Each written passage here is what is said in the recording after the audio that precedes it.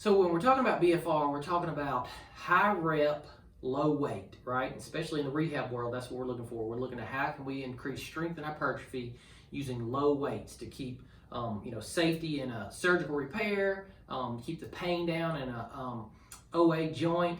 So we're talking about high reps. So there's two really common rep schemes in the BFR world right now, and one of them is used in the literature 2 or 3 times. So why it's probably the most common. So it's a set of 30 followed by 3 sets of 15. So total reps, that's 75 reps when you're talking about doing one exercise with blood flow restriction training.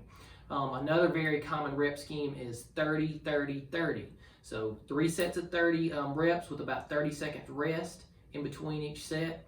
The point of both of these, again, is just high rep, high volume, but with the low weights. So especially with like the 30, 30, 30 rep scheme, you don't actually have to get 30 reps on that second and third set. What you're looking for is disturbance of homeostasis, right? So we want that muscle to fatigue. We want the person to start losing form. We want them to not be able to complete a full rep.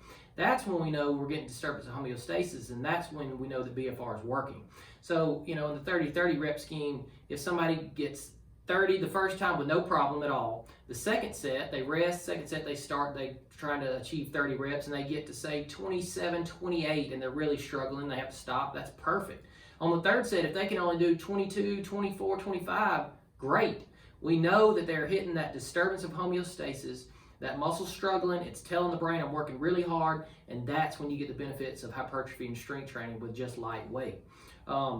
Another thing that we're talking about is, you don't have to be standard to 30, 30, 30 or 30, 15, 15, 15. A lot of that is clinical judgment.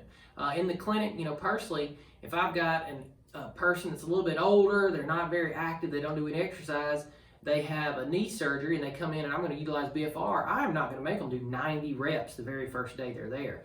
I'm going to start out with clinical reasoning. We may do 3 sets of 10. And the second time they come, we may do 3 sets of 20. It may be the third visit before I get up to that 30, 30, 30 rep scheme that I'm trying to achieve, just to make sure that they don't get so sore they can't hardly move. Even though we're using light weight, anybody that comes in and does 90 reps of something for the first time is going to be pretty sore.